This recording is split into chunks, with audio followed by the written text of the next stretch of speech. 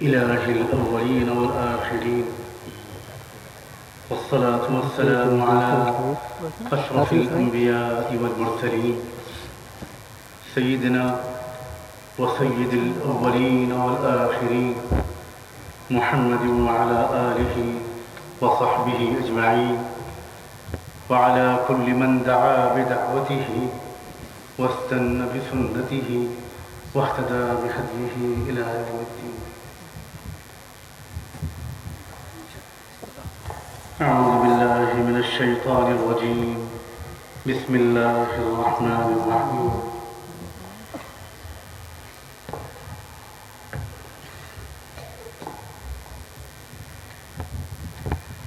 كل نفس ذائقة الموت وإنما توفون أجوركم يوم القيامة فمن زحزح عن النار وأدخل الجنة فقد فاز وما الحياة الدنيا إلا متاع الغرور.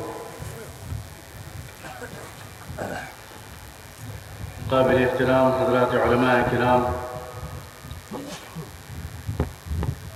اور بہت قدر و محبت کے لائق بزرگوں، بھائیوں اور نوجوانوں،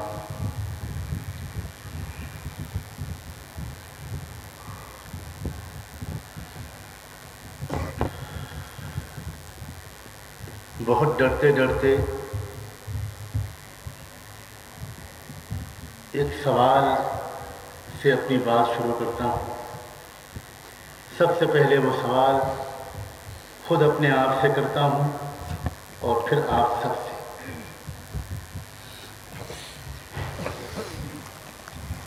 مان لیجئے ایک بالکل فرضی بات کا تصور کیجئے. اللہ تعالیٰ اگر تھوڑی دیر کے لیے ایک مرتبہ پھر دنیا میں بھیج دیں رحمت العالم سیدنا محمد رسول اللہ صلی اللہ علیہ وآلہ وسلم کو، اور وہ مجھ پر اور آپ پر نگاہ ڈالیں، تو بس اتنا سوچ لیجئے کہ اللہ کے رسول کے دل پر ہم کو اور آپ کو دیکھ کر کیا گزرے گی.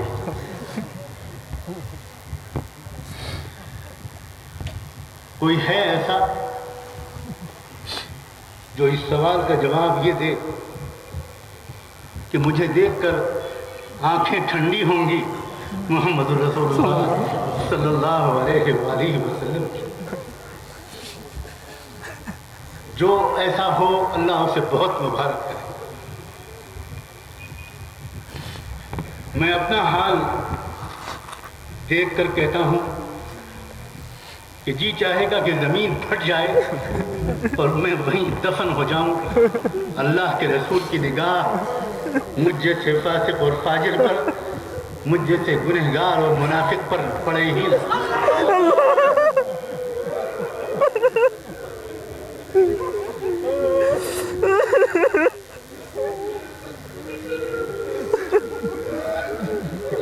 ہم میں اور آپ میں سے کسی کو پہچان کر اپنا کہیں گے محمد رسول؟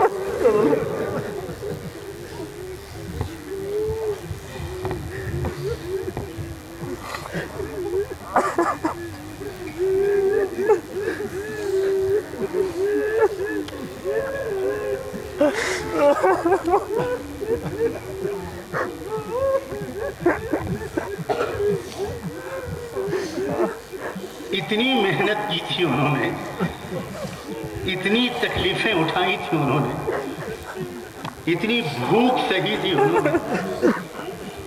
وہ چاہتے تو دنیا بھر کے پہاڑ ان کے لیے سونے کے بن جاتے. وہ چاہتے تو دنیا میں ایسا عیش کرتے کہ اس آسمان کے نیچے نہ کبھی کسی نے ایسا عیش کیا ہے، نہ آئندہ کبھی کوئی ایسا عیش کرے گا.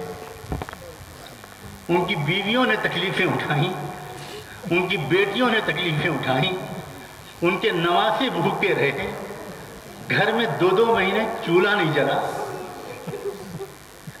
اسی طرح کی امت تیار کرنے کے لیے انہوں نے یہ سب کیا تھا جیسے آج ہم اور آپ بن گئے ہیں.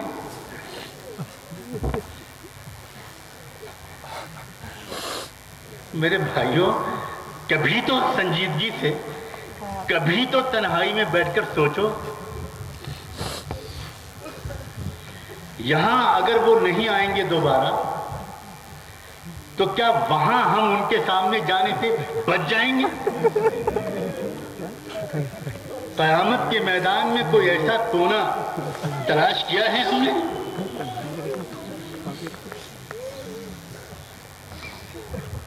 وَجِئْنَا بِكَ عَلَىٰ هَٰؤُلَاءِ شَهِيدًا. اللہ تعالیٰ نے قرآن میں کہا ہے محمد پوری امت کو تمہارے سامنے کھڑا کریں گے. ہیں ہماری آنکھیں اس لائق کہ ان کی آنکھیں ملا سکیں؟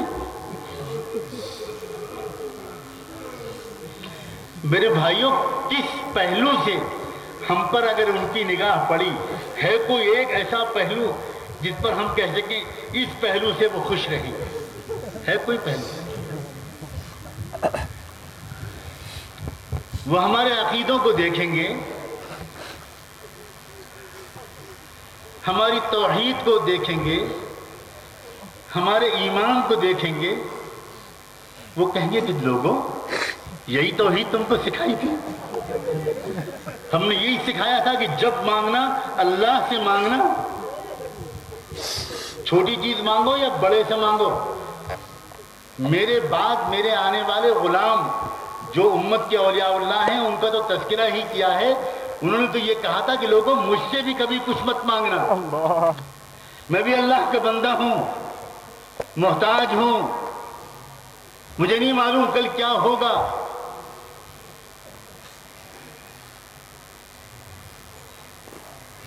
مجھے معلوم ہوتا کہ کل کیا ہوگا تو میری بیٹی زینب مکے والوں کا تیر کھا کر مرتی، شہید ہوتی، میں نہ نکال لاتا اپنی بیٹی کو.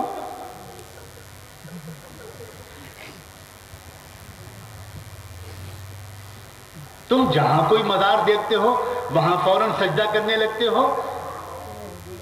میں نے اسی لیے تم کو شرک سے نکالا تھا، اسی لیے پیٹ پر پتھر باندھے تھے، اسی لیے لوگوں کے تلواروں کے وار سہے تھے، اسی لیے میرے دانت شہید ہوئے تھے، اسی لیے میری پیشانی زخمی ہوئی تھی، اسی لیے چٹائی میں لپیٹ کر میرے زخم کو بھرنے کی میری عورتوں نے کوشش کی، اسی لیے میرے چہیتے بلال کو گھسیٹا گیا تھا، اسی لیے میرے جانثار خباب کو سولی پر چڑھایا گیا تھا، اسی لیے اس بوڑھی سمیہ کو 2 اونٹوں کے درمیان باندھ کر تیروں سے زخمی کر کے مار ڈالا گیا تھا. میرے صحابہ نے، میرے اہل بیت نے، میرے گھر والوں نے یہ سب اسی لیے کیا تھا.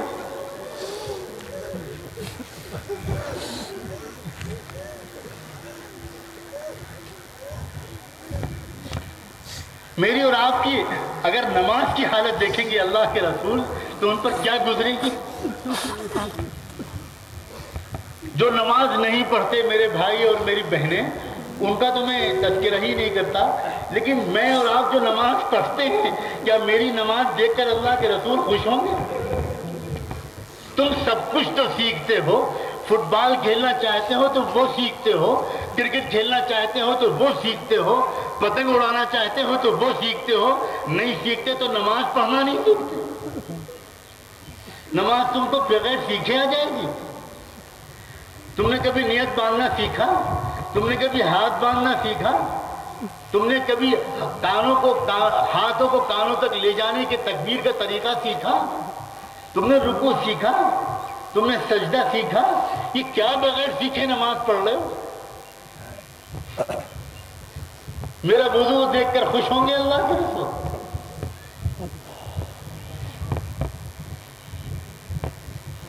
اور ذرا ایک ایک پہلو پر ذرا آگے تو بڑھتے جائیں.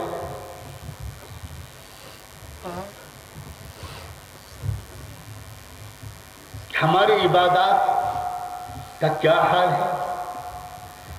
کیا حال ہے ہمارا قرآن مجید سے تعلق کا؟ کیا روزانہ ہم اللہ کی کتاب کی تلاوت کرتے ہیں؟ روز پڑھتے ہیں؟ روز اخبار تو پڑھتے ہیں لیکن اللہ کی کتاب نہیں پڑھتے. وہ اخبار جس میں سچ بہت کم ہوتا ہے، جھوٹ ہی جھوٹ ہوتا ہے، اس کی تلاوت ہم ضرور کرتے ہیں، لیکن وہ کتاب جس میں نہ جھوٹ تھا نہ ہے اور نہ ہوگا، جس کا ایک ایک حرف اور شوشہ وہ سچ تھا اور سچ ہے اور سچ رہے گا، اس کی تلاوت کے لیے ہمارے پاس وقت نہیں ہے. ہم بہت مشغول لوگ ہیں.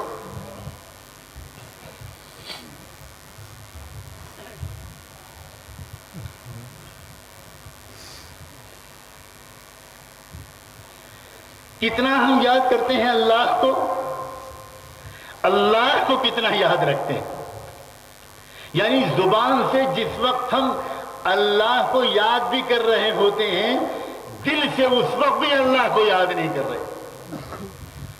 یاد کا تعلق زبان سے نہیں ہوا کرتا، دل سے ہوتا ہے. آپ کسی کو لکھتے ہیں کہ مجھے تمہاری بہت یاد آ رہی ہے.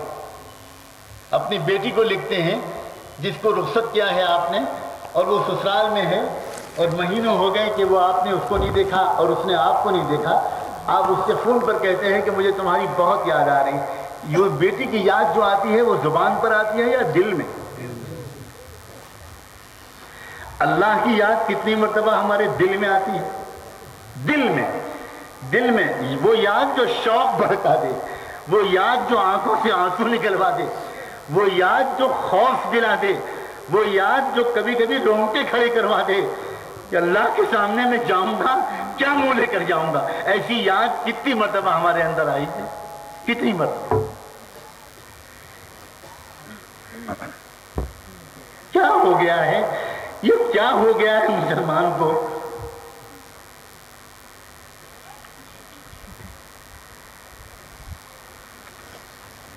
اپنا چہرہ، اپنی وضاحت، ہمارا لباس اللہ کے رسول اگر دیکھیں گے پسند آئے گا؟ پسند آئے گا؟ آج کل کا رواج، آج کل کا لباس، آج کل کی صورت شکل، جو چیز یہودیوں کو پسند ہو، جو چیز نصارہ کو پسند ہو، جو چیز اللہ کے دشمنوں کو پسند ہو، وہی پسند آئے گی محمد رسول اللہ صلی اللہ علیہ وسلم. اب یہ فیصلہ کرنا میرے اور آپ کے لیے ہے بالکل کہ مجھے وہ پسند ہے جو میرے آقا محمد رسول اللہ کو تھا، یا مجھے وہ پسند ہے جو ان کے اور اللہ کے دشمنوں کو پسند. یہ فیصلہ کرنا ہے. نوجوانوں فیصلہ کر کے اٹھو. آج اللہ کے رسول کی عزت میں اضافہ نہیں ہو جائے گا اگر تم سنت پر عمل کرنے لگو. بالکل ان کو بالکل محتاج نہیں ہے، وہ انہیں کوئی ضرورت نہیں ہے اس بات کی. پوری دنیا میں ایک انسان بھی ان کی سنت پر عمل نہ کرے، ان کی بڑائی میں کوئی فرق نہیں آئے.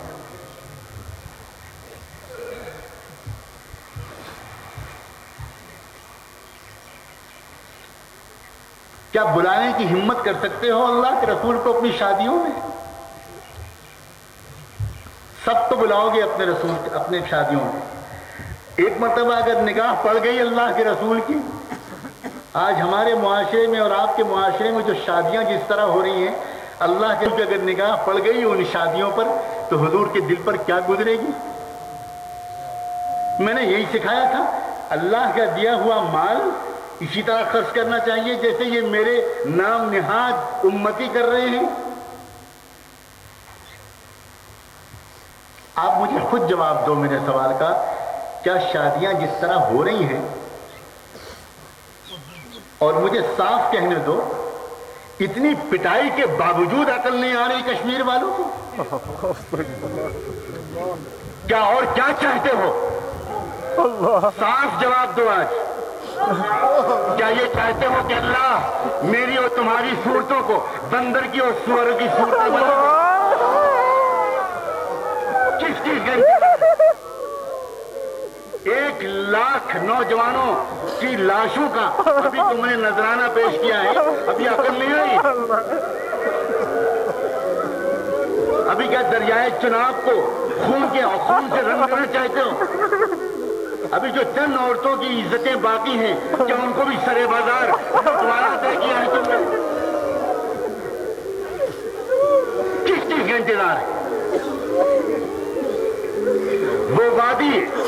سے سرزمین کفرستان کو امید تھی کہ اس وادی سے رحمت کی اور ہدایت کی ہوائیں چلیں گی، مجھے کہنے دو کہ اس وادی سے ارتداد کی، عیاشیوں کی اور شراب نوشی کی اور زنا کی ہوائیں چلیں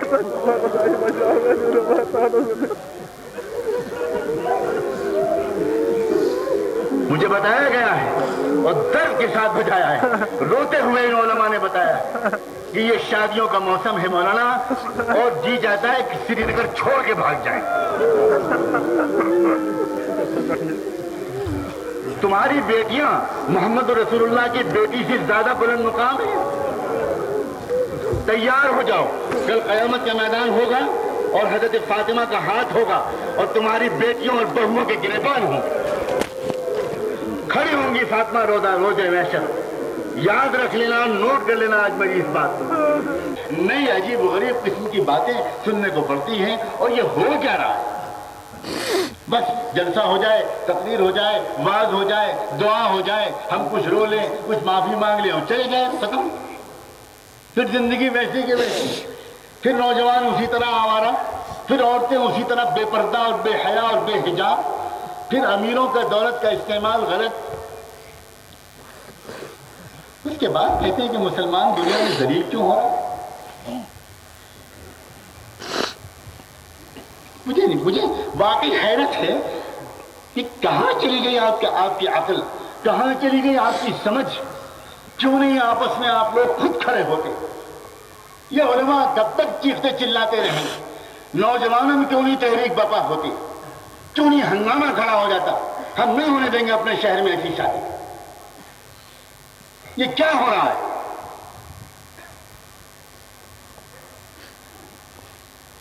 اللہ کے رسول صلی اللہ علیہ وآلہ وسلم کو تکلیف مت پہنچاؤ میرے اللہ، بہت ہو گیا، بہت ہو گیا۔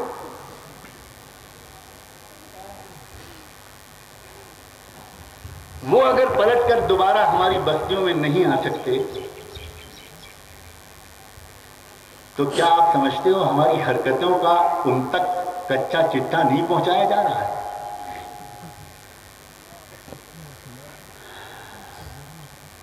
صحیح حدیثوں سے ثابت ہے، صحیح بخاری اور صحیح مسلم کی روایات میں آیا ہے، صحیح سند کے ساتھ تقریباً 13 صحابہ سے یہ بات مروی ہے کہ امت اللہ کے رسول کے ایک ایک امتی کے اعمال کی اطلاع اللہ کے رسول کو کی جاتی ہے۔ کاش یہ خبر سن کر ہم خوش ہو سکتے، کاش ہم خوش ہو سکتے کہ واہ واہ واہ واہ واہ واہ واہ واہ، ہماری پچھلے ہفتے کی نیکیوں کی اطلاع حضور کو پہنچی ہوگی تو ان کے دل سے دعا نکلی ہوگی، اور وہ جس کے لیے دعا کر دیں گے اس کا تو بیڑا پار ہے۔ کاش کاش کہ یہ خوشی ہوئی ہوتی۔ آپ میں سے کسی کو اگر یہ امید دل میں جاگی ہو تو اس کو مبارک۔ میں تو جب یہ بات سوچتا ہوں تو میں سوچتا ہوں یا اللہ، ہماری طرف سے کتنی تکلیف دہ حرکتوں کی اطلاع اللہ کے رسول کو ہر ہفتے پہنچتی ہے۔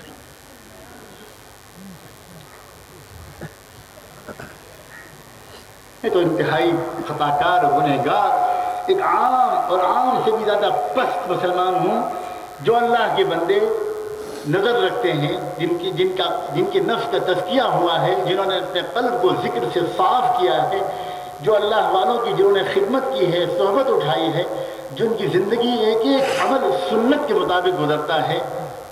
میں نے ان کو گواہی دیتے ہوئے مسجد نبوی میں سنا ہے، حرم شریف میں میں نے خود میں اپنے کانوں سے سنا ہے کہ ان میں سے ایک نے رستے رستے روتے روتے کہا کہ آج کی رات اللہ کے رسول صلی اللہ علیہ وآلہ وسلم کی زیارت ہوئی اور میں کانپ اٹھا کہ جس حال میں زیارت ہوئی پتہ یہ چلا کہ اللہ کے رسول کو خبر ہوئی کہ فلاں علاقے کے مسلمانوں کو برباد کر دینے کا اللہ کا فیصلہ ہو چکا اور عرش پر سے تقریباً عذاب کے فرشتے اتر چکے اور اللہ کے رسول کو اس کی اطلاع ہو گئی۔ اپنی قبر اطہر میں ہی اللہ کے رسول گھٹنے کے بل اللہ کے حضور میں جھک گئے اور سجدے میں پڑ گئے اور کہنے لگے اللہ ایک مہلت اور دے دے، ایک مہلت اور دے دے، ایک مہلت دے دے، ایک موقع اور دے دے، اور اللہ نے ان کی سن کر ان کی آہ و کراہ کو ایک مہلت اور دے دی، ایک مہلت اور دے دی۔ کیا ہو رہا ہے میرے بھائیوں؟ کل قیامت کے میدان میں ہم اپنے اللہ کو کیا منہ دکھائیں گے؟ اللہ کے رسول کو کیا منہ دکھائیں گے؟ یہ سوچ رکھا ہے ہم نے؟ کیا پیسے کے بل پر وہاں بھی بچ جائیں گے؟ کیا اپنے عہدے اور رسوخ کے بل پر وہاں بھی بچ جائیں گے پکڑ کے؟ بہت سخت ہے اللہ کی پکڑ، بہت سخت ہے اللہ کی پکڑ۔ اللہ کی ڈھیل سے کوئی دھوکے میں نہ آئے۔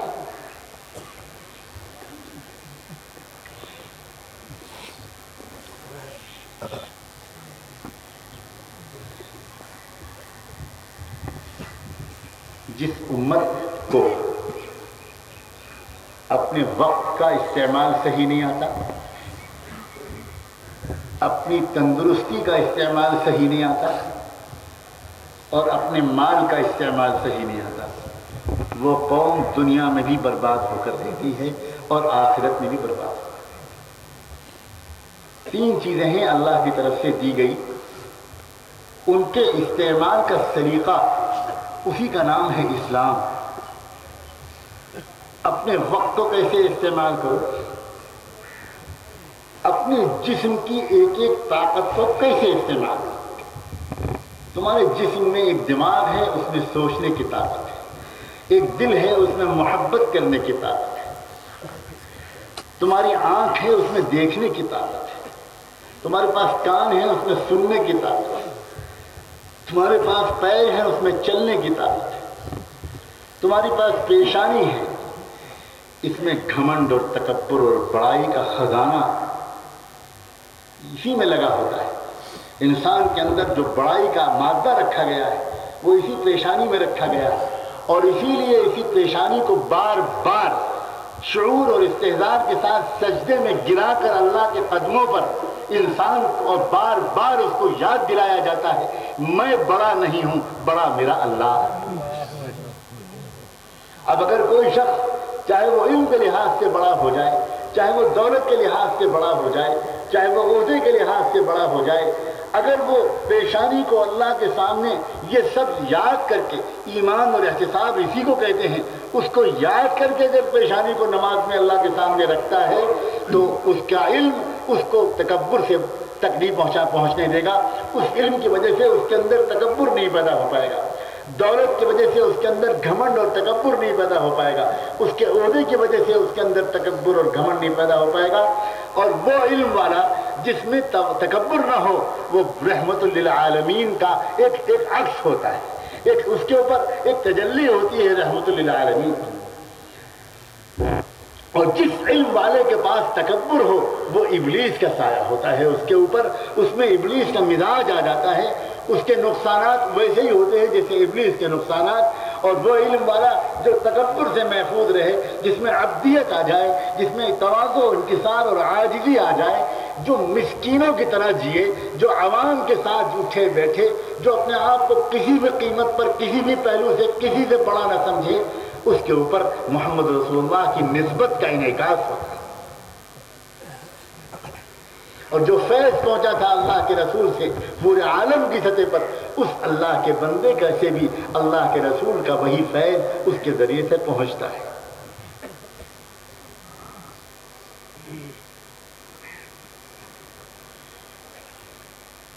کوئی تو معاشرہ ایسا ہوتا،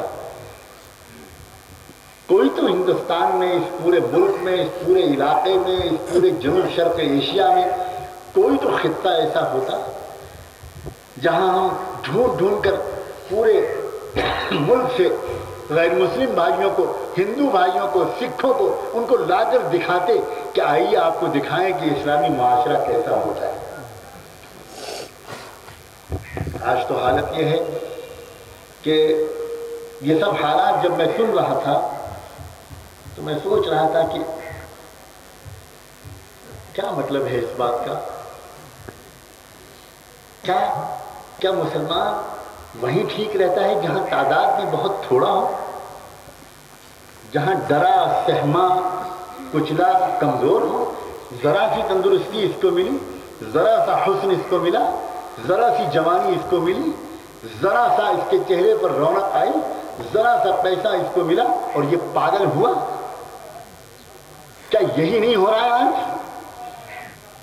میں دنیا کے بہت سے شہروں اور ملکوں میں جاتا رہتا ہوں. میں تو یہی دیکھ رہا ہوں، میں واقعی یہ دیکھ رہا ہوں، جہاں مسلمان اکثریت میں ہیں وہاں برباد ہے دینی لحاظ سے، اخلاقی لحاظ سے برا حال ہے. جہاں تعداد زیادہ ہے، جہاں دولت زیادہ ہے، چاہے چند ہی لوگ مالدار بہت زیادہ کیوں نہ ہوں، وہاں کا معاشرے کا بہت برا حال ہے. کیا اللہ نے ٹھیک نہیں کیا تھا کہ ایسی بگڑی ہوئی امت کے ہاتھ سے حکومت چھین لی؟ اللہ نے غلط کیا ہے؟ کہو کسی کی ہمت ہو تو کہ اللہ نے غلط کیا. حکومت دینا اور حکومت چھیننا یہ امریکہ کے ہاتھ میں ہے یا اللہ کے ہاتھ میں؟ اللہ کے ہاتھ میں. اور اگر اللہ نے اس امت کو تخت حکومت سے ہٹایا ہے تو کیوں ہٹایا؟ کبھی سوچا؟ نہ، یہ تو نہیں سوچیں گے. بگاڑ بڑھتا چلا جائے گا اور حکومت کی تخت تک دوبارہ پہنچنے کے لیے دن رات تحریکیں چلائیں. خدا نے عقل کہاں چلی گئی؟ میں کہتا ہوں وہ دن اسلام کی تاریخ کا بڑا مبارک دن تھا جس دن اللہ نے بگڑے ہوئے مسلمانوں کے ہاتھ سے حکومت چھین لی. اللہ کو یہ گوارا ہے کہ دنیا میں بگڑے ہوئے مسلمان یہاں روئیں اور وہاں چلائیں، لیکن اللہ کو یہ گوارا نہیں ہے کہ اس کا دین بدنام. اگر بگڑے ہوئے مسلمانوں کے ہاتھ میں حکومت رہے گی تو دین بدنام ہوگا، اور اللہ کو یہ بالکل گوارا ہے.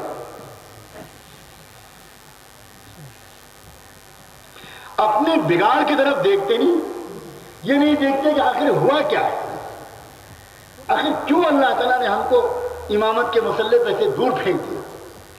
ہم دنیا کی قیادت کر رہے تھے، ہم دنیا کی خدمت کر رہے تھے، ہم دنیا کو نجات دلوانے کا سامان کر رہے تھے، ہم دنیا کے غریبی کو مٹانے کی کوشش کر رہے تھے، ہم جہالت سے لڑ رہے تھے، علم کی روشنی پھیلا رہے تھے، ہم غربت دور کرنے کی کوشش کر رہے تھے.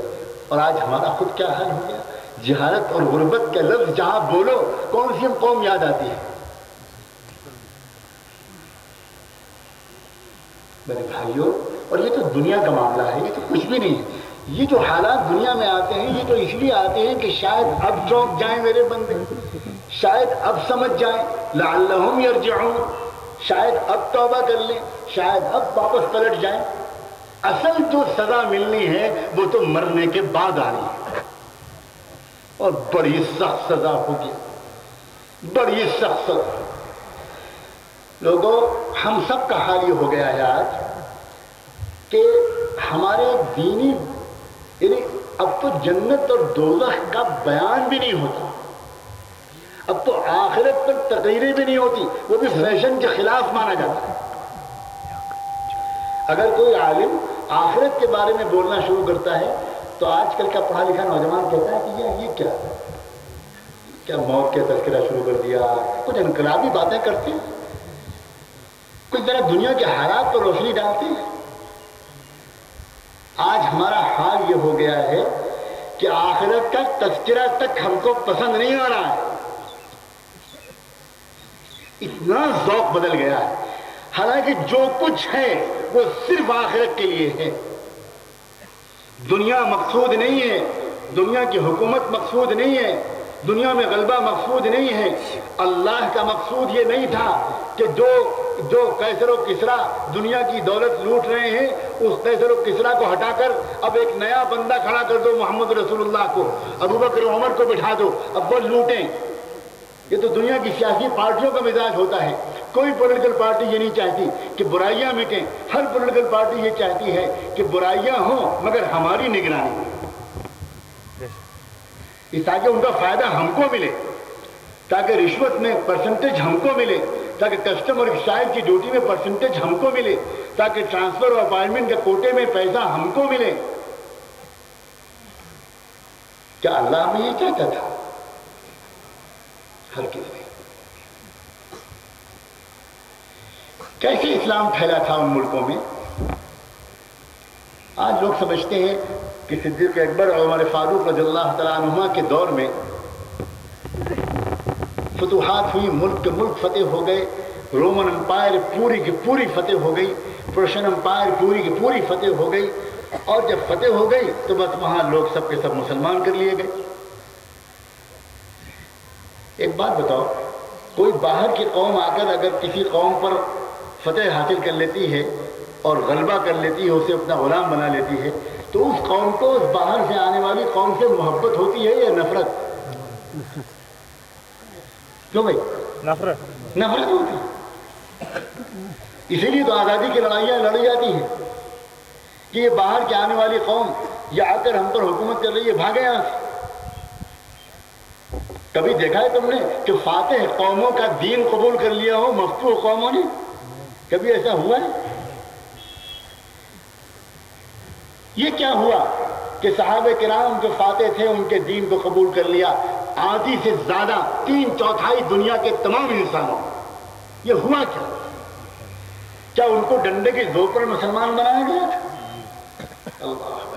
اس سے بڑا کوئی جھوٹ نہیں ہو سکتا، اس سے بڑا کوئی الزام نہیں ہو سکتا۔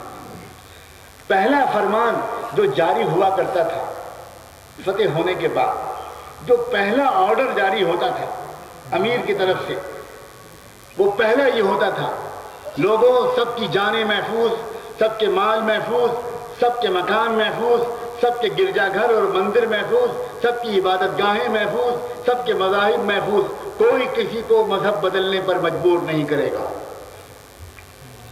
کسی بوڑھے کے ساتھ کوئی چھیڑخانی نہ کرے، کسی عورت کے ساتھ کوئی چھیڑخانی نہ کرے، کسی بچے کے ساتھ کوئی چھیڑخانی نہ کرے، سب لوگ آزاد ہیں۔ سب ہم جو اس ملک میں آئے ہیں اور ہم نے یہاں اپنی جانوں کی قربانیاں دے کر یہ جو تم کو آزادی دلائی ہے، اس لیے نہیں کہ تم پہلے غلام تھے قیصر کے، تم پہلے غلام تھے کسریٰ کے، اب تم ہماری غلامی کرو۔ نہیں، اللہ نے اپنی مخلوق، اپنے بندوں کو، انسان کو آزاد پیدا کیا ہے، ہم نے تم کو ان سے آزاد کرایا ہے، اب ہم تم کو اپنا غلام بنانے کے لیے نہیں آئے ہیں۔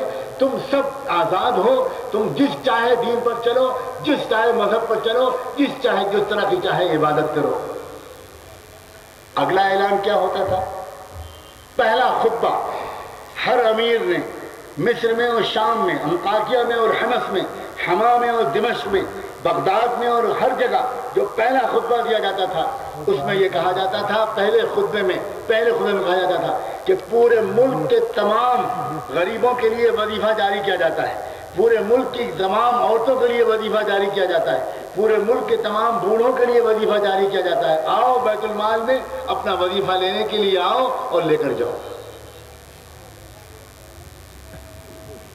تو حیران رہتے تھے، وہاں کی مقامی آبادی وہ حیران رہتی تھی کہ یہ کیسے حکام ہیں، یہ کیسے لوگ ہیں، یہ ہم پر ٹیکس نہیں لگا رہے، ہمیں جیلوں میں نہیں بند کر رہے، ہم پر لاٹھیاں نہیں برسا رہے، ہم پر گولیاں نہیں چلا رہے، ہمیں ذلیل نہیں کر رہے، ہمارا لباس بدلنے کی بات نہیں کر رہے، ہماری زبان بدلنے کی بات نہیں کر رہے، ہمارے کلچر کے بدلنے کی بات نہیں کر رہے، ہمارا مذہب بدلنے کی بات نہیں کر رہے، یہ ہماری خدمت کرنے کی بات کر رہے ہیں۔ یہ کیا قصہ ہے بھائی، کون لوگ ہیں؟ تو لوگ سمجھدار لوگ کہتے تھے کہ ذرا ان کو قریب سے واچ کرو، ان کو قریب سے دیکھو، یہ جس محلوں میں رہتے ہیں، جن جگہ آ کر رہتے ہیں، اور رہتے کہاں تھے؟ کسی کے مکان میں نہیں جاتے تھے، ایک بھی مکان میں کوئی ایک صحابی نہیں گئے۔ عجیب و غریب واقعہ ہے، لوگ آسانی سے اس کو بیان کر دیتے ہیں، لوگ آسانی سے گزر جاتے ہیں۔ پوری تاریخ میں چیلنج کے ساتھ کہا جا سکتا ہے کسی کے مکان پر قبضہ نہیں کرتے تھے، وہ ایک کھلے ہوئے میدان میں جا کر بسیرا کرتے تھے، پیڑوں کے نیچے رہتے تھے، اور اس کے بعد کچے چھپر، وہاں جو سرکاری زمینیں ہوتی تھیں ان زمینوں پر اپنے کچے جھوپڑے ڈال لیا کرتے تھے، اس میں قیام کرتے تھے۔ مقامی لوگ آ کر کہتے تھے آپ ہمارے مکان میں آ کر رہو، کہ نہیں، کوئی سوال ہی نہیں پیدا ہوتا، مکان آپ کا ہے، آپ اس مکان میں رہیں، ہم یہاں کاروبار کریں گے، ہم کھیتی کریں گے، ہم محنت کر کے کمائیں گے، اپنا مکان بنائیں گے، ہم اس لیے نہیں آئے ہیں کہ آپ کے مکانوں پر قبضہ کریں، آپ کے باغوں پر قبضہ کریں۔ بس یہ 2-3 دن 4 دن ہفتے عشرے سے زیادہ نہیں لگتا تھا، واللہ اس سے زیادہ نہیں لگتا تھا کہ قوموں کی قومیں، قبیلوں کے قبیلے اسلام داخل، اسلام قبول کر لیں۔ یہ اسلام تھا۔ 2-4 ہمارے لوگوں کے زندگیوں کو دیکھ کر ان کا دل دکھے گا تو 100 میں سے 90 لوگوں کو دیکھ کر ان کی آنکھیں ٹھنڈی، خوش ہوں گے، وہ خوش ہوں گے امیروں کو دیکھ کر کہ انہوں نے دولت کمائی، حلال طریقے سے کمائی، مگر اپنی لگژریز میں اس دولت کو خرچ کرنے کے بجائے انہوں نے اس دولت کو خرچ کیا ہے غریبوں کی خدمت میں، یتیموں اور بیواؤں کی زندگی کے معیار کو بلند کرنے میں۔ کہاں ہیں وہ امیر؟ ہمارے معاشرے میں وہ دولت مند کہاں ہیں؟ کیا ایسے ہی دولت مند تیار کرنے کے لیے اللہ کے رسول نے محنت کی؟ کیا کوئی یہ سمجھتا ہے کہ صحابہ کرام میں کوئی دولت مند لوگ نہیں تھے؟ اب خالی سری نگر میں دولت مند لوگ پیدا ہونا شروع ہوئے؟ کیا کوئی سمجھتا ہے کہ صحابہ کرام میں تو دولت مند ایسے تھے؟ آپ میں سے کس مالدار کے نام کے ساتھ لگا ہوا ہے ملینائر؟ ہے کسی کے نام کے ساتھ؟ سیدنا عثمان کا تو نام کے ساتھ جڑ گیا، عثمان غنی، غنی مانے اتنی بات تو آپ لوگ بھی جانتے ہو، یعنی حضرت عثمان کے نام کا جز بن گیا، عثمان مالدار۔ مگر وہ واقعہ بھی آپ نے سنا ہوگا کہ ان کے دسترخوان پر کوئی شخص مہمان رہا اور 1 دن 2 دن اور 3 دن مسلسل رہا، تو وہ دیکھ کر یہ حیران ہوا کہ حضرت عثمان کے دسترخوان پر صرف 1 سالن ہے اور وہ بھی سرکہ۔ سرکہ جانتے ہیں؟ صرف سرکہ، سرکے سے روٹی کھا لی، پانی پی لی۔ دولت مندی کا یہ عالم تھا کہ سیدنا عثمان رضی اللہ تعالیٰ عنہ پر ریسرچ کیا۔ ایک یہودی طالب علم نے امریکہ کی ہیوسٹن یونیورسٹی میں، اس نے حضرت عثمان کی دولت کو جائزہ لینے کے لیے کوشش کی اور محنت کی کہ ان کے پاس 1 سال میں کتنی دولت جمع ہوا کرتی تھی، اور اس کو کنورٹ کرنے کی کوشش کی آج کل کے کرنسی میں۔ تو اس امریکن یہودی کے ریسرچ کے مطابق، میں نہیں جانتا وہ ریسرچ کہاں تک صحیح ہے، لیکن وہ پیسے کوڑی کے معاملے میں تو بڑے، یہی تو ایک فن ان کو آتا ہے۔ تو اس ریسرچ کی روشنی میں آج کل کے کرنسی کے لحاظ سے $8.5 ملین، یعنی $85 ملین کی دولت حضرت عثمان کے پاس 1 سال میں تھی، اس یہودی مصنف کی تحقیق کے مطابق۔ لیکن وہ دولت کہاں کے لیے کام آتی تھی؟ عیاشیوں کے لیے، بلڈنگ کے بنانے کے لیے، شاندار لباس کے خریدنے کے لیے۔ کسی شخص نے ان سے پوچھا کہ آپ کے پاس اتنی دولت ہے اور اب اتنا آپ کا کاروبار چل رہا ہے، ملٹی نیشنل کاروبار تھا، لوگ سمجھتے ہیں کہ آج ملٹی نیشنل کمپنیاں قائم ہوئی، ان کا کاروبار ملٹی نیشنل تھا، کئی قوموں تک ان کی بزنس چلتی تھی۔ تو حضرت عثمان رضی اللہ تعالیٰ عنہ نے سر جھکا کر کہا، میرے معلم، میرے خلیل محمد رسول اللہ صلی اللہ علیہ وآلہ وسلم نے مجھے یہ دعا دی تھی کہ عثمان، اگر تم غریبوں کی غریبی مٹانے اور اللہ کے دین کے تقاضوں کو پورا کرنے کی نیت سے کاروبار کرنے کا ارادہ کرو تو میں تمہارے کاروبار میں برکت کی دعا کروں۔ حضرت عثمان نے کہا، میں نے اس وقت سے عرض کیا تھا کہ اللہ کے رسول، اگر اس میں خیر ہو اور میں اس بوجھ کو سہ سکوں، اگر میں اس ذمہ داری کو نبھا سکوں تو میرے لیے دعا فرما دیجیے اللہ کے رسول نے دعا کی اور دولت اتنی بڑھی کہ سارے دین کے تقاضے، جب بڑے بڑے تقاضے آتے تھے اور بڑے بڑے چیلنجز آتے تھے محمد رسول اللہ کے دل پر، جب آپ کو خیال ہوتا تھا کہ اس وقت اب کون کھڑا ہوگا، تو اس وقت حضرت عثمان غنی حاضر ہوتے تھے، اللہ کے رسول یہ ہے میرے پاس دولت اور آپ کے اجازت اور حکم سے میں نے اس کام میں لگا تھا، یہ حاضر، یہ تو میری ہے ہی نہیں، یہ میں اپنے لیے نہیں کما، یہ تو میں ان تقاضوں پر خرچ کرنے کے لیے کما۔ میں یہ نہیں کہتا کہ آج ہمارے مالدار اس سطح کی قربانی اپنے لیے ضروری سمجھیں، مگر کیا میں یہ بھی کہنے کا حق نہیں رکھتا کہ اے مسلمانوں کے مالداروں، یہودیوں اور عیسائیوں کے مالداروں کی نقل مت کرو۔ خیال اللہ تعالیٰ نے تم کو یہ مال دیا ہے، اور خیال رکھو کہ تمہارے اسی معاشرے میں ہزاروں لوگ ہوں گے جو سسک رہے ہوں گے، نہ جانے کتنے لوگ آج جو عیسائیت قبول کر رہے ہیں وہ اپنی غربت کی وجہ سے کر رہے ہیں، غربت کی وجہ سے پریشان ہو جاتے ہیں وہ، اور یہاں کوئی انتظام نہیں ہوتا، ان تک ان کی ضرورتوں کے پورا کرنے کا کوئی اجتماعی یا انفرادی انتظام نہیں ہوتا، اور وہ بیچارے اس کے بعد وہ آفر وہاں ہوتا ہے، ایمان بنا ہوا نہیں ہے، کچھ سمجھے ہوئے نہیں ہیں، کچھ معلوم نہیں ہے، ان کو کچھ پتہ نہیں ہے، اور وہ سوچتے ہیں کہ جیسے ہم مسلمان آج ہیں ویسے اگر ہم عیسائی ہو گئے تو کیا فرق پڑتا ہے، زندگی تو ہماری آج بھی ویسی ہی ہے، تو زندگی میں تھوڑا فرق پڑ جائے گا، نام بدل جائے گا ہمارا، اور کھانے میں لکھ دیا جائے گا مذہب کے اسلام کے بجائے کرسچینٹی، اور ہم کو تھوڑے پیسے مل جائیں گے، چلو چھوڑو۔ میرے بھائیوں، یہ اجتماعی فکر کی باتیں ہیں جو میں نے اس وقت شیئر کی، اور جو ہمارے یہ حضرات اکابر آپ سے صبح سے کہہ رہے ہیں، اور کل تک یہ سلسلہ انشاءاللہ جاری ہے۔ کس لیے یہ سب اجتماع بلایا جاتا ہے؟ کس لیے آپ کو دعوت دی جاتی ہے کہ آپ آئیں؟ صرف اس لیے کہ وقتی طور پر بڑا سن لیں۔ سچی بات یہ ہے کہ اس سے تو ہمت ٹوٹنے لگتی ہے، ہمت ٹوٹنے لگتی ہے کہ آخر یہ کب تک سلسلہ جاری رہے گا؟ کیا یہ کوئی قوالیوں کی محفل ہے؟ کیا آپ قوالی سنیں اور داد دے کر چلے جائیں؟ کوئی مشاعرہ ہے کیا آپ غزل سنیں اور داد دے کر چلے جائیں؟ اس دل کا واسطہ دے کر کہتا ہوں جو اللہ نے آپ کو دیا ہے، وہ روحانیت جو اللہ نے یہاں کی مٹی میں رکھی ہے اس کا واسطہ دے کر آپ سے کہتا ہوں، جو ہزاروں اولیاء اللہ نے اس وادی کو گل و گلزار بنایا تھا، سلام ہو ان کی روحوں پر، سلام ہو ان کی پاک قربانیوں پر۔ کیا اسی لیے آئے تھے حضرت امیر کبیر؟ میرے ماں باپ ان کی قدموں پر قربان، کیا اسی لیے آئے تھے بڑے بڑے مشائخ اور اولیاء اللہ؟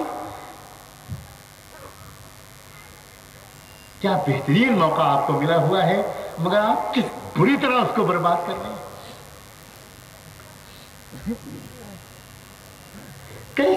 کیسے یہ ہو رہا ہے کہ یہاں کوئی کہتا ہے قادیانیت پھیل رہی، کوئی کہتا ہے کہ یہاں یہ پھیل رہا ہے وہاں وہ پھیل رہا ہے۔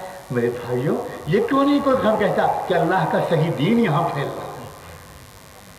کیا یہ شرمناک باتیں نہیں ہیں؟ چند سال پہلے کی بات ہے،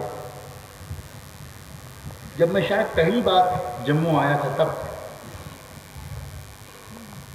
ایک عجیب تجربہ زندگی کا ہوا تھا۔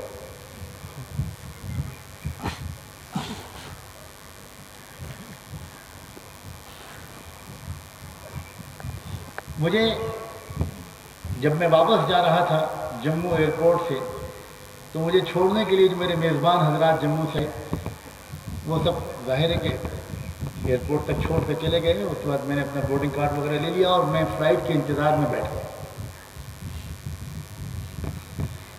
تھوڑی دیر کے بعد ایک ایمبولینس گاڑی آئی اور اس میں سے ایک اسٹریچر پر اتارا گیا ایک مریض۔ دیکھنے سے لگتا تھا کہ بہت ہی سیریس حالت ہے اس کی۔ ایک ڈاکٹر تھا اس کے ساتھ میں، اور ایک نرس تھی، اور ایک اس کا گھر والا۔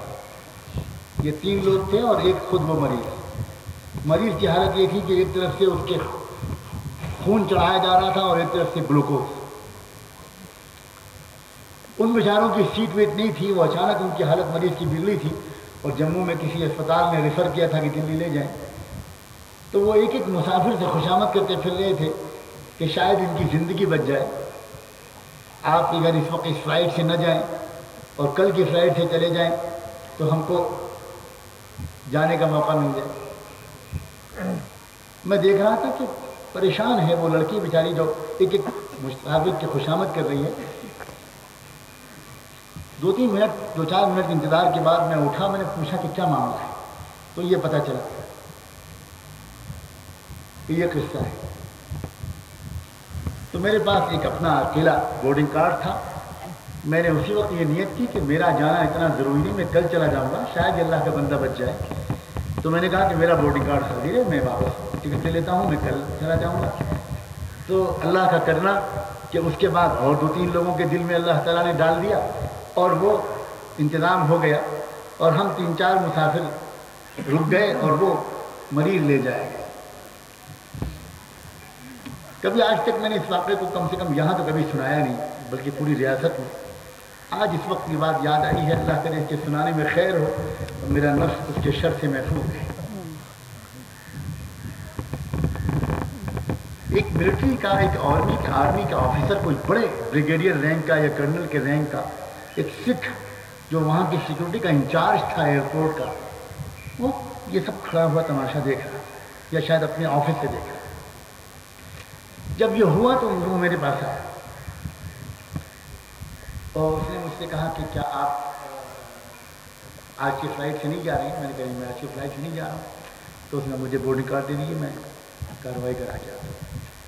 میں نے بورڈنگ کارڈ دے دیا، وہ گیا، وہ میرا ٹکٹ واپس لے کر بورڈنگ کارڈ واپس کر کے آیا۔ اور اب میں یہ سوچنے لگا کہ میں کہیں سے ٹیلی فون کروں اپنے میزبان حضرات کو۔ ایک ہی کا فون نمبر میرے پاس تھا کہ میں یہاں رکا ہوا ہوں، کوئی آ کر مجھے لے جائے۔ تو اس نے آرمی والے نے کہا کہ آپ میرے پاس تشریف لائیں۔ وہ مجھے اپنے دفتر میں لے گئے، چائے وائے کی تواضع کی۔ تو اس نے کہا کہ میں دیکھ رہا تھا بیٹھا ہوا کہ سب سے پہلے آپ کھڑے ہوئے۔ یہ ہندو مسافر تھا، ہندو مریض تھا، کتنے یہاں اور ہندو سکھ بیٹھے ہوئے تھے مگر وہ لوگ راضی نہیں ہو رہے تھے۔ آپ نے پہل کی، میرا دل اس سے بہت متاثر ہوا۔ پھر اس پہل کے بعد آسان بھی ہو گیا اور لوگ بھی کھڑے ہو گئے۔ تو آپ کسی کو مت بلائیے، میرے ساتھ بیٹھیے، میں پہنچاؤں گا۔ اب وہاں بیٹھا، اس کے دفتر میں میری کچھ باتیں چھڑ گئیں۔ اللہ نے موقع دیا اور اس نے کچھ تعجب کا اظہار کرنا شروع کیا اور بہت گلوریفائی کرنا شروع کیا کہ آپ نے بہت بڑا کام کیا۔ تو میں نے کہا کہ مجھے حیرت ہے کہ آپ ایک بہت چھوٹے کام کو ایک بہت بڑا کام آپ بتا رہے ہیں، مجھے بہت حیرت ہے۔ آج کے بجائے میں کل چلا جاؤں گا، اس میں کون سی ایسی میں نے قربانی دے دی؟ تو اس نے کہا کہ نہیں، آج کے ماحول میں یہ بہت بڑا کام ہے، اور یہاں جس طرح کے حالات ہم دیکھ رہے ہیں اس میں ایک مسلمان، اور وہ بھی ایک مولانا نظر آنے والا مسلمان، اس طرح کسی ہندو کے ساتھ بیہیو کرے، میں اس سے بہت متاثر ہوا۔ میں نے کہا کہ ہاں، مجھے بہت شرمندگی ہوتی ہے اس طرح کی باتیں آپ کی زبان سے سن کر۔ بظاہر تو آپ میری تعریف کرتے ہیں، لیکن اصل بات یہ ہے کہ آپ اصل میں ایک چارج شیٹ لگا رہے ہیں پوری امت پر، اور آپ یہ کہہ رہے ہیں کہ میں اتنے دن سے جموں میں پوسٹڈ ہوں اور میں نے ہزاروں مسلمانوں کو دیکھا ہے مگر پہلی مرتبہ اسلام دیکھا ہے۔ مسلمانوں کو تو میں بہت دیکھتا ہوں مگر اسلام دیکھنے کا موقع نہیں ملتا۔ اور یہ غلطی آپ کی نہیں ہے، یہ ہم مسلمانوں کی ہے کہ ہم اسلام بس کا نام لیتے ہیں، اس کے نام کی روٹی کھاتے ہیں، لیکن اس پر عمل نہیں کرتے، بہت کم حصے پر عمل کرتے ہیں۔ ورنہ اگر سچ مچ اسلام پر ہم عمل کر رہے ہوتے تو آج آپ سب کا حال کچھ اور ہو۔ اور یہ واقعہ، یہ بات سنانے کے بعد پھر میں نے بابا فرید گنج شکر رحمۃ اللہ علیہ کا ایک دو واقعات سنائے، کیونکہ میں جانتا ہوں کہ وہ پنجاب کے تھے اور پنجاب کے سکھوں کو بابا فرید سے بہت زیادہ عقیدت ہے، اور بابا گرو نانک دراصل بابا فرید کے خلیفہ تھے۔ یہ بات بہت کم لوگ جانتے ہیں۔ الحضرت گنگوئی رحمۃ اللہ علیہ نے اپنے ان کے سوانے میں دو جگہ ان کی یہ بات نقل کی گئی ہے کہ اصل میں بابا گرو نانک بابا فرید گنج شکر رحمۃ اللہ علیہ کے خلیفہ تھے اور وہ داعی اسلام تھے۔ یہ تو بہت سوچی سمجھی سازش کے تحت بعد میں ایک سبوتاژ کیا گیا ہے، اور وہ ہمارے اس ملک کی تاریخ میں کوئی نیا سبوتاژ نہیں ہے۔ مجھے اس موقع پر اس موضوع پر کوئی تقریر نہیں کرنی ہے، ورنہ یہ تو بہت لمبا موضوع ہے۔ برہمو سماج اس ملک میں کیسے اٹھا، سکھ سماج اس ملک میں کیسے اٹھا، کیسے اس ملک میں عام طور پر جو توحید کی کوششیں اس ملک میں شروع ہوئیں ان کو بعد میں کیسے موڑا گیا، کس سوچے سمجھے دماغ کے تحت کیا ہوا بعد میں، اور ہم لوگوں سے اس میں کیا غفلت ہوئی، وہ ایک الگ موضوع ہے۔ لیکن میں نے اس سے بابا فرید گنج شکر کے دو ایک واقعات سنائے، اور میں نے کہا کہ میں اصلی اسلام تو کتابوں میں رہ گیا ہے اور زندگیوں میں سے تو اصلی اسلام نکل چکا ہے۔ بھائیو، آپ جانتے ہیں کہ کیا ہوا اس کا اثر؟ ایک بات تو یہ، اس نے کہا کہ مولانا اب میں آپ کو نہیں جانے دوں گا، میری آپ سے ریکویسٹ ہے کہ میں جتنی بھی آرمی کے جتنے بھی لوگ ہیں یہاں، دو شفٹوں میں یہاں پر وہ ان کو ایئرپورٹ پر ڈیوٹی دینی پڑتی ہے، تو میں چاہتا ہوں کہ میں ان دونوں شفٹوں کو بلاؤں گا۔ پہلی شفٹ اب جانے والی ہے، اس میں آپ کا ایڈریس کروانا چاہتا ہوں، آپ کا ایک بیان اس میں ہو جائے، پھر وہ شفٹ چلی جائے گی، دوسری شفٹ جب آ کے ڈیوٹی سنبھال لے گی تو اس وقت میں ان میں ایک بیان آپ کا کروانا چاہتا ہوں۔ کیا اللہ نے خیر نکالا اس مریض کے بہانے کہ مجھ کو اپنے ان انسانی بھائیوں کے سامنے اللہ اور رسول سے کچھ بات کہنے کا موقع مل گیا، اور میں نے کہا کہ نہیں، میں کسی کو فون نہیں کروں گا، میں یہیں رکتا ہوں اور آپ کے پاس ہی رہوں گا۔ اس کے بعد رات میں انہی کا مہمان رہا، ان کے اپنے کوارٹر پہ رہا، اور جو بھی توفیق میری میرے اللہ نے، حالانکہ میری راتیں ایسی نہیں گزرتی جیسی اللہ کے نیک بندوں کی گزرتی ہیں، لیکن وہ رات ایسی گزری کہ نیند بہت کم آئی، اور بس میں یہ کہتا رہا کہ اللہ اپنی قدرت دکھا دے، اپنے اس بندے کو اس وقت ہدایت دے، اس کے دل میں ڈال دے کسی طرح۔ اس نے اتنی محبت کا ثبوت دیا ہے، اتنی مہمان نوازی کی ہے، اتنا بھلا انسان ہے یہ، اب تک یہ جو نہیں سمجھ سکا یہ ہماری کوتاہی کی وجہ سے۔ خیر صبح کو مجھے اس نے رخصت کیا اور میں چلا گیا فلائٹ سے۔ بہت دن تک سوچتا رہا کہ اللہ جانے اس کا کیا حال ہوگا۔ آج میں اللہ کا شکر ادا کرتے ہوئے آپ کو سنا رہا ہوں کہ کچھ دن کے بعد اس شخص کا فون آیا، اور اس نے میرا فون نمبر اور ایڈریس وغیرہ سب لے لیا تھا کہ میں لکھنؤ ایئرپورٹ سے بول رہا ہوں، آپ سے ملنے کے لیے آیا ہوں، اور آپ بتائیے میں کیسے پہنچوں۔ میں نے کہا کہ میں گاڑی بھیجوں آپ کے لیے، ان کا نہیں، گاڑی والی بالکل نہیں بھیجیے، میں پہنچ جاؤں گا، آپ مجھے پتہ بتا دیں۔ میرا ٹوٹا پھوٹا گھر میرے والد مرحوم کا، بہت کچا سا، کمزور سا، کچا تو نہیں، بہت بجلی بھی نہیں آ رہی، اندھیرا، شام کا وقت۔ میں نے کہا آپ کو یہاں آنے میں زحمت ہوگی، آپ کسی ہوٹل میں چلے جائیں، میں بتاتا ہوں کون سے ہوٹل میں میں آپ کا انتظام کراتا ہوں۔ ان کا نہیں، میں آپ کے گھر پر آنا چاہتا ہوں۔ وہ گھر پر آیا اور آ کر لپٹ گیا۔ اس نے کہا مولانا، اس دن کے بعد سے میں برابر اپنے مالک سے بابا گرو نانک کا واسطہ دے کر دعا مانگتا رہا کہ جو سچا راستہ ہو مجھ کو دکھا دے۔ مجھے خواب میں اللہ نے دکھا دیا کہ محمد رسول اللہ مجھے سینے سے لگائے ہوئے ہیں، اور میں پچھلے ہی ہفتے میں نے اسلام قبول کیا ہے، اور سب سے پہلے میں آپ کو خوشخبری دینے کے لیے جب کشمیر کے لوگوں، تم ایسے ہزاروں لوگوں کو ہدایت دلوا سکتے، ایسے ہزاروں لاکھوں لوگوں کی ہدایت اپنے نام اعمال میں لکھوا سکتے ہو۔ آپ اپنے کو پہچانو، آپ پہچانو اللہ نے آپ کے اندر کیا تاثیر رکھی۔ آپ کی آنکھوں میں نمی ہے، آپ کے دلوں کے اندر محبت کی چنگاری ہے، آپ اولیاء اللہ کے قدردان ہیں، آپ بزرگان دین کے وارث ہیں۔ آپ کہاں یہودیت اور نصرانی کی تہذیب کے چکر میں پڑ گئے، کہاں آپ انگریزوں کی نقل کرنے لگے، کہاں آپ مغربی تہذیب کے نقال بن گئے۔ کیا اب بھی دنیا یہ سمجھے گی کہ مغربی صابری پہ اس کی نقل کی جائے؟ کیا فلسطین کے آنگن میں نکلنے والے روزانہ 50-60 شہیدوں کے جنازے تم کو جھنجھوڑنے کے لیے کافی نہیں ہے؟ کیا بیت المقدس کے آنگن میں بہنے والا خون یہ کافی نہیں ہے کہ لوگوں انگریزوں کے راستے پر چلنا چھوڑ دو، انگریزوں کی طریقے کی معاشرت، ان کے تہذیب پر کے مطابق کھانا پینا اور شادیاں بیاہ اور لباس اور وضافتہ، ان کے طریقے پر سوچنا، ان کے طریقے پر تمنائیں کرنا، ان کے طریقے کی نقل کر کے اپنے کو عزت کا مستحق سمجھنا، یہ بہت بڑی جہالت ہے، بہت بڑی جہالت ہے۔ کشمیر کے لوگ عیسائیت قبول کر رہے ہیں، اور میں تم کو بتاؤں کہ امریکہ اور یورپ کے عیسائی اسلام قبول کر رہے ہیں۔ کیا کر رہے ہو کشمیر کے لوگوں؟ معاف کرنا میری گستاخی کو، مجھے آپ سے محبت ہے، اور مجھے ان بزرگوں سے محبت ہے جن کی زیارت کے لیے میں آتا ہوں۔ اللہ گواہ ہے، اللہ گواہ ہے کہ میں ان کے چہروں کو دیکھنے کے لیے آتا ہوں، میں ان کی زیارت کرنے، ان کی دعائیں لینے کے لیے آتا ہوں۔ آپ سے میں صاف صاف کہہ رہا ہوں، کتے کو بیماری ہو جاتی ہے کہ وہ تازہ کھانا نہیں کھاتا، وہ کھانا جو سڑ جائے اسی کو کھاتا ہے۔ مجھے معاف کرنا لوگوں، وہ تہذیب جو سڑ گئی ہے کیا آپ اس کو چاٹ رہے ہو کتے کی طرح؟ وہ تہذیب جس میں بدبو آ رہی، وہ تہذیب جس سے خود انگریز گھن کر رہے ہیں۔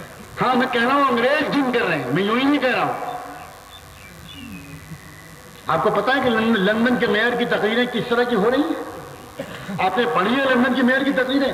مصیبت یہ ہے کہ اخبارات نہیں چھاپتے، اخبارات صرف ان خبروں کو چھاپتے ہیں جس سے اسلام ایک دہشت گرد مذہب کی حیثیت سے مشہور ہو، جس سے پتہ چلے کہ مسلمان ٹیررسٹ ہوتا ہے، مسلمان آتنکوادی ہوتا ہے۔ مسلمان اور ٹیررزم، مسلمان اور آتنکواد، مسلمان اور دہشت گردی، مسلمان کا تو حال یہ ہونا چاہیے کہ زمین پر کسی ایک بے گناہ کا خون کہیں پر گرے اور یہاں مسلمان تڑپ جائے کہ میرے جیتے جی یہ کیا ہو رہا ہے، یہ کیوں خون بہایا جا رہا ہے؟ میرے آقا محمد رسول اللہ خون بہانے کے لیے نہیں آئے تھے، خونوں کو بچانے کے لیے آئے تھے۔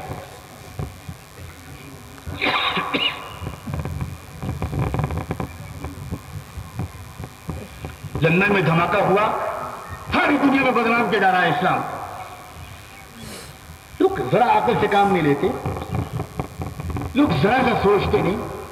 یہ پرائم منسٹر ٹونی بلیئر دھماکے کے 10 منٹ کے بعد تقریر میں یہ کہتے ہیں کہ مسلمانوں نے یہ دھماکہ کیا ہے، اس کے بعد کہتے ہیں کہ ہم نے انکوائری کا آرڈر کیا ہے. یہ کیا تماشا ہے بھائی؟ جب آپ کو پتا ہے کہ مسلمانوں نے یہ دھماکہ کیا ہے تو انکوائری کر سکے، اور اگر انکوائری کی ضرورت ہے تو آپ پہلے سے کیسے اعلان کر رہے ہو کہ یہ مسلمانوں نے دھماکہ کیا ہے؟ کیا دنیا کو بالکل بیوقوف سمجھا ہے آپ نے؟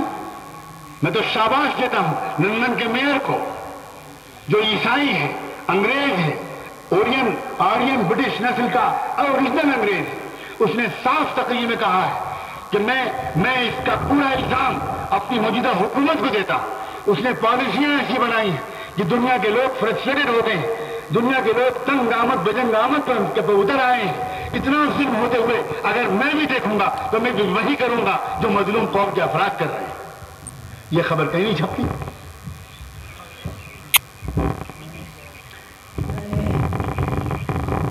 کشمیر کے مسلمان عیسائیت قبول کریں اور وہاں کے عیسائی کیا فیصلہ کر رہے ہیں سنو. میں گزشتہ سال انگلینڈ گیا، وہاں ایک شہر باٹلے میں ایک کانفرنس ہوئی. باٹلے میں ایک کانفرنس ہوئی، پیلسٹین کانفرنس، فلسطین کے موضوع پر. میرے وہاں جانے کی جو اصل کشش تھی وہ یہ تھی کہ مجھے کسی نے بتایا کہ وہ کرسچن لیڈر اس کی دعوت پر 10 لاکھ لوگوں نے لندن کی سڑکوں پر برفباری کے درمیان برٹش گورنمنٹ کے خلاف ایک زبردست مظاہرہ کیا تھا. جنوری کی برفباری، لندن کی ٹھنڈک اور 10 لاکھ لوگ، جس میں 9 لاکھ یا 9.25 لاکھ خالص انگریز لوگ تھے، کرسچن لوگ تھے، وہ کھڑے نکلے اپنی حکومت کے خلاف مظاہرہ کرنے کے لیے. تو جس لیڈر کی دعوت پر اتنی بڑی تعداد میں لوگ نکلے، اس لیڈر کو بلایا گیا ہے اس پیلسٹائن کانفرنس میں، اور ان سے آپ کا تذکرہ کیا گیا ہے. وہ بہت مشتاق ہیں آپ سے ملنے کو، میں بھی ان سے ملنے کو بہت مشتاق تھا. میں گیا اور وہاں ہم دونوں شریک ہوئے. بعد میں بہت دیر ہماری ان کے درمیان گفتگو ہوئی. میں تو دیکھ کر حیران رہ گیا کہ یہ کیا ہو جائے گا. کیا مسلمانوں کو اللہ تعالیٰ اب اسلام سے محروم کر کے دوسری قوموں کو لانے والے ہیں؟ کیا یہ ہونے والا کیا ہے؟ اس شخص نے تقریر میں جو کچھ کہا وہ تو کہا، تنہائی میں اس نے مجھ سے جو باتیں کی، اس نے کہا کہ مولانا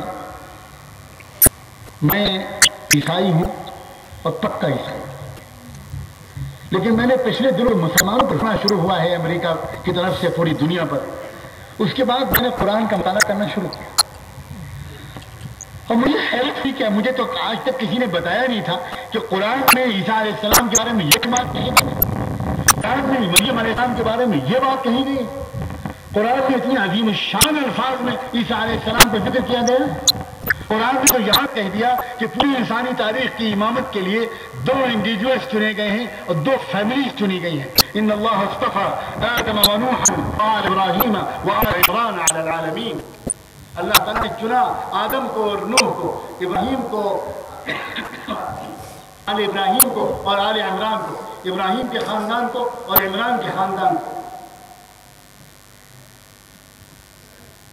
یہ باتیں عیسیٰ علیہ السلام حضرت عمران کے خاندان سے تھے.